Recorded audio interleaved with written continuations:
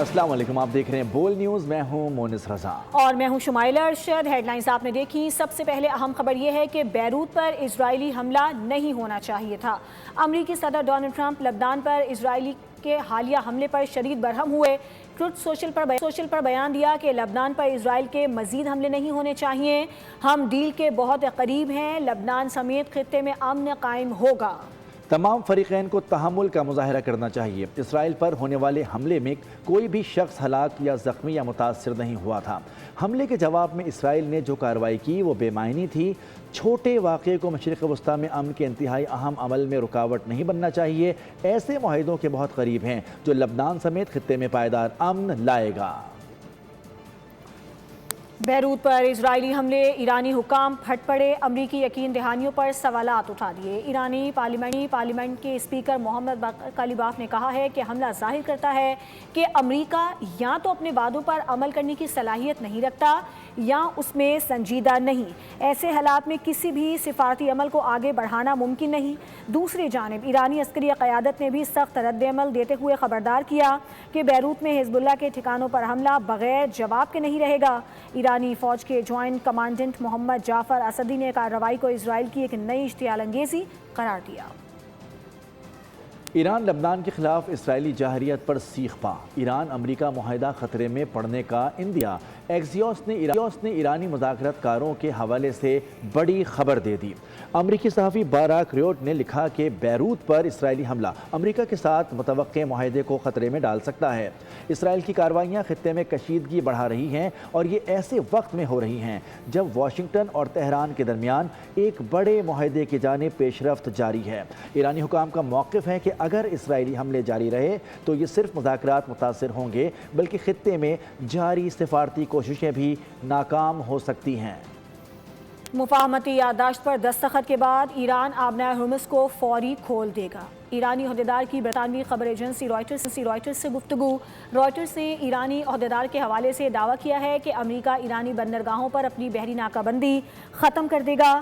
امریکہ مقررہ مدت تک ایران کو تیل پر عائد پابندیوں سے استثناء دے گا۔ امریکہ ایران کے منجمد اثاثوں میں سے $25 ارب جاری کرنے پر متفق ہے۔ ایران متفق ہے کہ نہ جوہری ہتھیار تیار کرے گا اور نہ حاصل کرے گا۔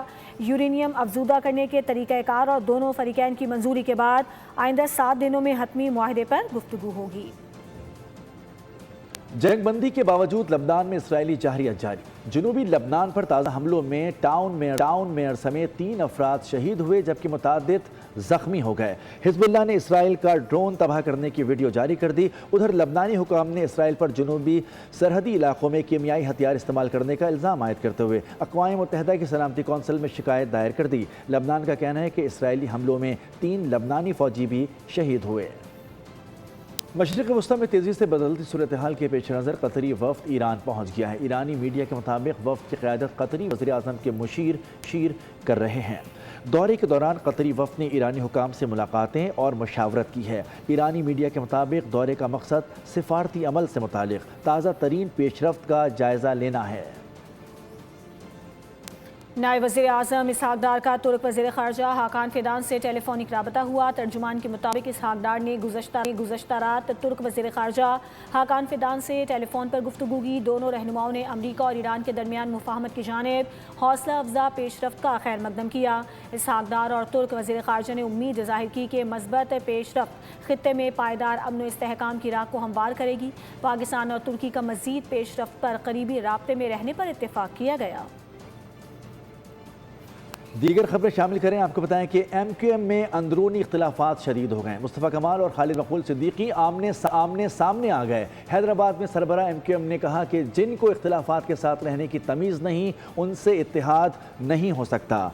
انہوں نے کہا کہ ہم استعمال نہیں ہو رہے، تم استعمال ہو رہے ہو، تمہیں اپنی حد میں رہنا چاہیے۔ کارکنوں سے کہا کہ اگر میں بھی پارٹی چھوڑ جاؤں تو واپس مت آنے دینا۔ پوری تنظیم کو ایک بڑے برتن میں رکھ کر الٹ دیا گیا۔ وزیر صحت نے کہا کہ پارٹی کا سربراہ ایکسٹینشن مانگ رہا ہے۔ الیکشن کمیشن کہتا ہے کہ انٹرا پارٹی انتخابات کراؤ۔ یہ کہتے ہیں کہ جنگ ہو رہی ہے۔ کیا جنگ تم لڑ رہے ہو؟ ان کو چیئرمین بننا ہے تو ہمیں بتائیں، ایک رات میں بنا دیں گے۔ بولے کہ ہم نے غداری نہیں کی، ہم نے بغاوت کی تھی۔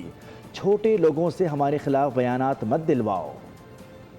اختلاف کے ساتھ رہنے کی تہذیب نہیں ہے، ان کے ساتھ اتحاد رکھو، بات کرو قانونی غیر قانونی کارکن کی۔ اصل عہدہ کیا ہے؟ کارکن ہے جو تنظیم چھوڑ کے نہیں گیا۔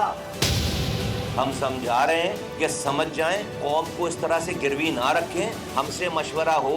اگر ہمیں کہیں کہ جی مجھے چیئرمین بننے کا شوق ہے، میں ایک رات میں ان کو جو وہ چیئرمین بنوا دوں، لیکن ہوشیاری چالاکی چھپا کر 4 ایکسٹینشن لے لی اور الیکشن کمیشن نے ڈانٹ پلائی، اور جواز کیا جمع کر رہے ہیں کہ الیکشن اس لیے نہیں کرا رہے کہ جنگ ہو رہی ہے۔ وہ ڈانٹ رہا ہے الیکشن کمشنر، اور تم جنگ لڑ رہے تھے۔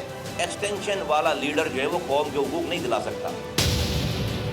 یہ عہدے داروں کی جماعت نہیں ہے، ذمہ داروں کی جماعت۔ ہم الحمدللہ کسی کی مرضی سے تبدیل ہونے والے نہیں ہیں۔ آپ کو اور مجھ کو وہ ملے گا، وہ نہیں ملے گا جو ہم چاہیں گے، وہ ملے گا جو ہم چاہے گی، جو تنظیم چاہے گی، جو تحریک۔ ہم میں سے کوئی ایک بھی نہیں جیتے گا، جیتیں گے تو سب جیتیں گے، ورنہ سب ہار جائیں گے، پوری قوم ہار جائیں گے۔ لعنت بھیجتا ہوں اس سارے عہدوں پر جس کی کاسٹ یہ ہو کہ قوم جو ہے وہ کھائی میں گر رہی ہے اور ہم جو ہے وہ چپ چاپ دیکھ رہے ہیں۔ لعنت بھیجتا ہوں میں اس کی، بالکل نہیں چلے گا یہ۔ اور میں پہلے حیدرآباد کو کہہ چکا ہوں، مجھ پہ نظر رکھو، کمینہ کوئی بھی ہو سکتا ہے، اور پہلے بھی کہا تھا یہ میری اپنی ذمہ داری ہے کہ میں اپنی اوقات میں رہوں اور اپنا سر اور قد MQM سے چھوٹا۔ قیادتیں آتی رہیں گی یہاں سے اور وہاں جا کے بیٹھتی رہیں گی انشاءاللہ۔ جو جبر سے نہیں ڈرے، جبر کے غلاموں سے بھی ڈریں گے۔ گالم گلوچ سے آپ سمجھتے ہو کہ ہمیں ڈراؤ گے؟ تو اگر گالیوں سے ڈرنے والے اور ان تجوں سے ڈرنے والے ہوتے تو جو ہے وہ الطاف حسین کے سامنے کھڑے نہیں ہوتے، تم ان سے بڑے بدمعاش ہو۔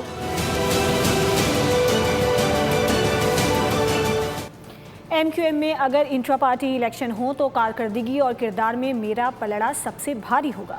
MQM کے رہنما مصطفیٰ کمال نے programme debate with Nadia Mirza میں یہ بڑا دعویٰ کیا۔ انہوں نے خالد مقبول صدیقی کا نام لیے بغیر کہا کہ اگر انہیں ہارنے کا خطرہ نہ ہوتا تو اب تک انٹرا پارٹی الیکشن کروا چکے ہوتے۔ Programme debate with Nadia Mirza رات 10:03 پر دیکھا جا سکتا ہے۔ کیوں لڑیں گے الیکشن؟ پارٹی میں کیوں نہیں لڑیں گے الیکشن؟ صبح دوپہر شام کام کر رہے ہیں، کوئی پارٹی سے چلا رہا ہوتا تو جو ہے اور کوئی خواہش کا ظاہر کرتا، وہ ہوشیاری چالاکی نہیں کرتا تو الیکشن کسی کو چیئرمین بنا لیتے۔ چل ہی نہیں رہی پارٹی، کیوں نہیں لڑیں گے الیکشن؟ کو الطاف حسین ہے کوئی یہاں پہ، یا کوئی عمران خان ہے، یا کوئی جو ہے وہ نواز شریف ہے، یا کوئی زرداری صاحب ہے، الیکشن نہیں لڑیں گے؟ ابھی جمہوریت ہے یہاں پہ بھائی، اور کسی کا سب اپنے اپنے جو ہے وہ کردار کو، اپنی کارکردگی کو پلڑے میں ڈالیں۔ اللہ نے چاہا تو انشاءاللہ تعالیٰ مصطفیٰ کمال کا ہی پلڑا بھاری ہوگا، تو بالکل لڑیں گے جی الیکشن، اگر یہی تو خطرہ ہے، ورنہ الیکشن کرا چکے ہوتے نا۔ آپ کے سوالات کے جواب آپ کو حالات اور واقعات میں نظر نہیں آتے۔ چیئرمین پیپلز پارٹی بلاول بھٹو نے گلگت بلتستان میں پارٹی صدر امجد ایڈوکیٹ کو ٹیلی فون کیا اور مبارکباد دی۔ بلاول بھٹو نے کہا کہ گلگت بلتستان میں حکومت پاکستان پیپلز پارٹی ہی بنائے گی۔ تمام منتخب ارکان اسمبلی سے حکومت سازی کے لیے ان کی حمایت حاصل کرنے کی کوشش کی جائے۔ دوسری طرف پیپلز پارٹی کے گلگت بلتستان میں حکومت سازی کے لیے رابطے جاری ہیں۔ ذرائع کے مطابق PP کے 3 کامیاب آزاد امیدواروں کے ساتھ معاملات طے پا گئے ہیں۔ سابق وزیر اعظم شاہد خاقان عباسی کا کہنا ہے کہ صوبوں میں 40% بجٹ کرپشن کی نظر ہو جاتا ہے۔ حکومت نے قرضوں پر قرضے لے کر سود دینے کا بجٹ پیش کیا ہے۔ امیر جماعت اسلامی حافظ نعیم الرحمان نے پیٹرولیم پر لیوی فی الفور ختم کرنے کا مطالبہ کر دیا۔ کہا FBR میں سالانہ 12 سے 1300 ارب کی کرپشن ہوتی ہے۔ پنجاب میں 1 کروڑ بچے اسکولوں سے باہر ہیں۔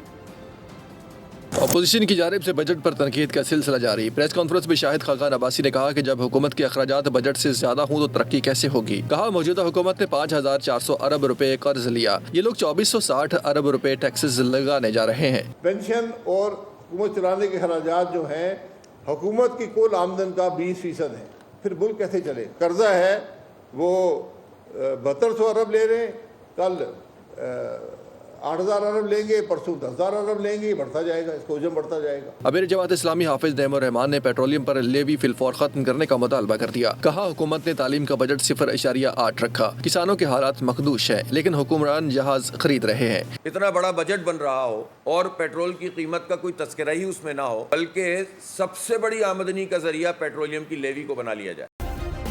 سبسکرائب کریں اور بیل دبائیں تاکہ کوئی خبر رہ نہ جائے۔